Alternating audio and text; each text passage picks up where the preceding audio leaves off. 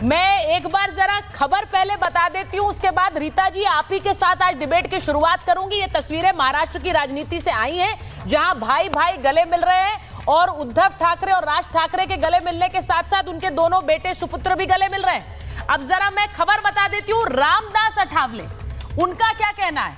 वो कह रहे हैं राज ठाकरे पर हमला बोलते हुए, वो हमला बोलते हुए कह रहे हैं ये राज ठाकरे की दादागिरी चल रही है मुंबई में।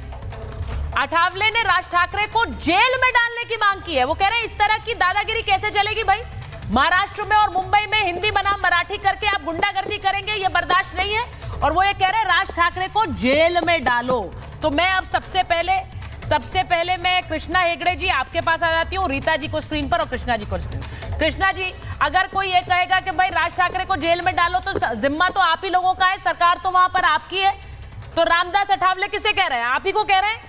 तो वहां सरकार सुन नहीं रही है इस गुंडागर्दी के खिलाफ क्या? देखिए, जो 7 कार्यकर्ता ने वहां पर हल्ला मचाया था, उनको डिटेन किया गया था, उनके ऊपर केस भी लिया गया है। और जो हमारे सम्माननीय मुख्यमंत्री देवेंद्र फडणवीस जी है, उन्होंने कहा कि आगे भी अगर कोई कानून को भंग करता है, कानून को अपने हाथ में लेता है, तो उनके ऊपर कार्रवाई की जाएगी। दूसरी बात यह है कि राज ठाकरे जी और उद्धव ठाकरे जी साथ में मिले हैं। देखिए, ये दोनों मनसे और उद्धव जी के पार्टी के अंतर्गत मामला है, दोनों भाइयों का अंतर्गत मामला है, एक परिवार का अंतर्गत मामला है और उनके कार्यकर्ता और नेताओं का अंतर्गत मामला है। उससे हमको कुछ लेना देना नहीं। हमारी जो महायुति है, भारतीय जनता पार्टी, शिवसेना और अजित दादा पवार की एनसीपी एकजुट है, ताकतवर है। महाराष्ट्र में हमारी बहुमत है, 235 सीट, 235 सीट हमारे विधानसभा में 288 में से है। और हम मराठी मानुष के लिए, हिंदुत्व के लिए, हिंदू मानुष के लिए हम काम कर रहे हैं। हमने काफी वेलफेयर स्कीम्स दिए हैं और आने वाले दिनों में भी जो विश्वास मराठी मानुष ने महायुति पे दिखाया है और एकनाथ शिंदे जी को जो 16% वोट मराठी मानुष ने दिया है, उसको हम कायम रखेंगे, उनका विश्वास जीतेंगे। कृष्णा जी, आने वाले दिनों में भी सवाल पूछा जाएगा कि आपकी वाली मराठी अस्मिता या इनकी वाली मराठी अस्मिता। अब तो सवाल ये हो गया, वो कह रहे हैं तो मराठी अस्मिता का सवाल है। हम मराठी भाषा के लिए खड़े हैं, हम मराठी भाषी लोगों के लिए खड़े हैं। अस्मिता, मराठी अस्मिता सबसे प्राथमिक है। हमारे लिए भी मराठी मानुष और मराठी अस्मिता सबसे प्राथमिक है। हमारी पार्टी जो बनी है वो मराठी मानुष के लिए बनी है, वो हिंदुत्व के लिए बनी है।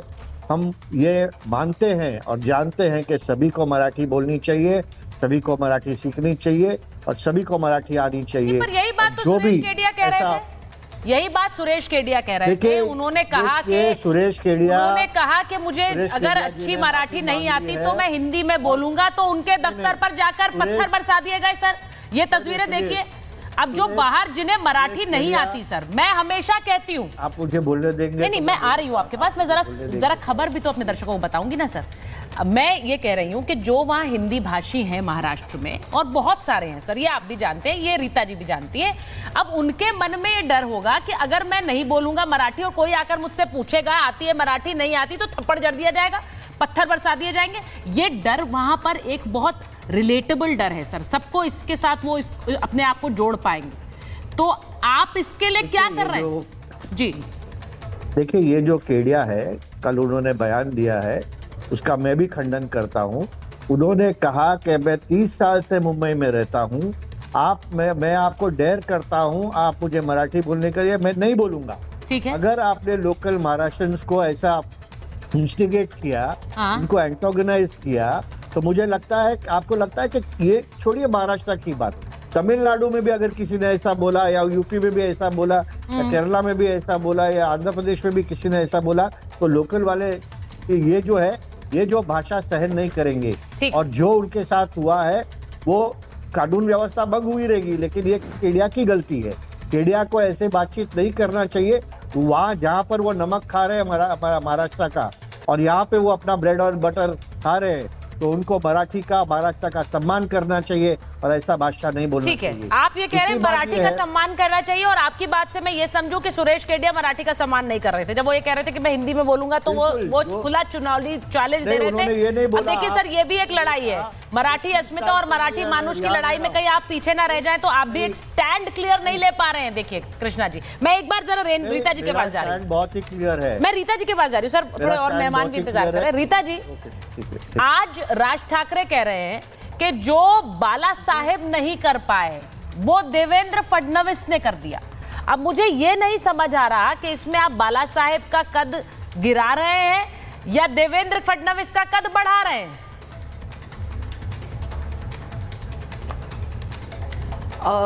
मैं शुरुआत यहाँ से करूँगी, किसी ने किसी का कद कम नहीं किया ना ज़्यादा किया है।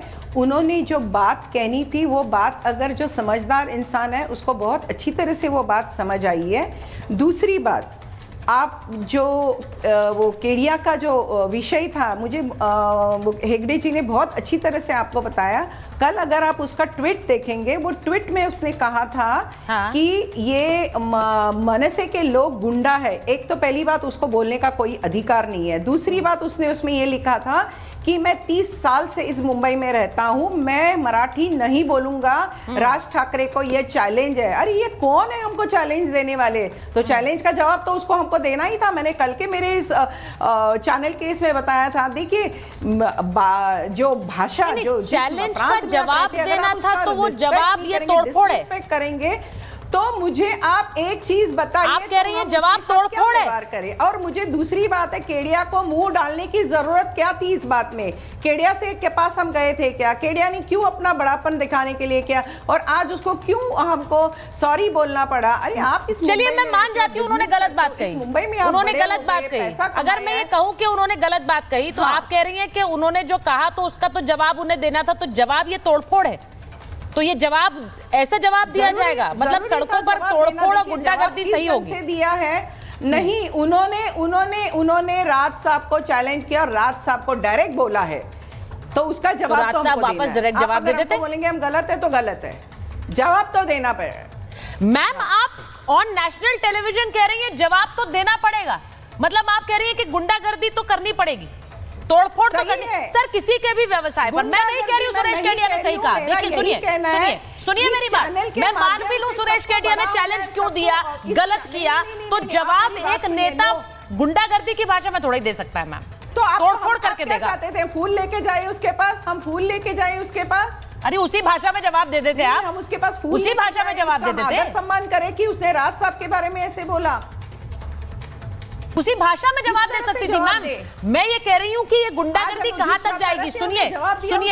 सुनिए मेरी बात सुनिए, एक बार जरा मैं अजय जी के पास जा रही हूँ। आपने जो बोली रीता जी, आप ये कह रही हैं कि भाषा, उसका जवाब तो देना होगा, तो वो जवाब ये है थप्पड़ मार दो, वो जवाब ये है कि तोड़फोड़ कर दो। मैम, ये जवाब सही नहीं है, क्योंकि वहां से पप्पू यादव क्या कह रहे हैं बिहार से, सुनिए अजय जी।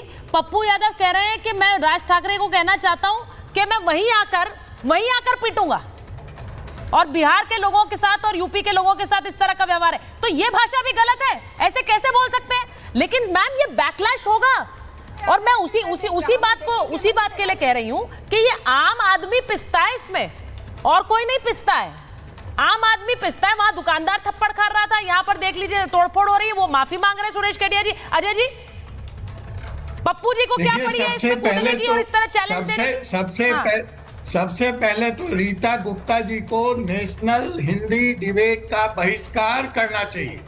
इनको इस डिबेट में यहाँ मराठी में बोलना चाहिए। अगर ये मराठी की इतनी ही बड़ी पक्षधर हैं, तो इस डिबेट से तुरंत जाए, तमाम हिंदी चैनलों का बहिष्कार करें, ये बॉलीवुड को निकाल बाहर करें मुंबई से, ये तमाम उद्योग धंधे बाहर कर दें मुंबई से, बिहारी टैक्सी ड्राइवरों को छोड़ दें। आपने जो टाटा का पैसा लिया है, जमशेदपुर का पैसा लिया है, वहां पे जो बॉलीवुड है, वहां पे जो भोजपुरी संगीत है, सबको बाहर निकाल के समुंदर में फेंक दीजिए। ये जो रिपब्लिक टीवी के लोग हैं, रिपब्लिक भारत अरे के, आप बात को उनको कहां से बाहर कहां कर ले जा रहे हैं दीजिए। भैया, आप बात समझ नहीं रहे हैं। हमको हिंदी या किसी भाषा से कोई ये नहीं है। हम कहते हैं अगर आप इस मुंबई में रहते हो तो आपको मराठी आनी चाहिए। हम नहीं कहते कि हिंदी मत बोलिए। हमने कब कहा हिंदी मत आप बोलिए। रोजगार दे नहीं पाते, आप रोजगार का सृजन कर नहीं पाते, और इस तरह के आप वैमनस्य फैलाकर सोनिया माता से निजात मिल गई।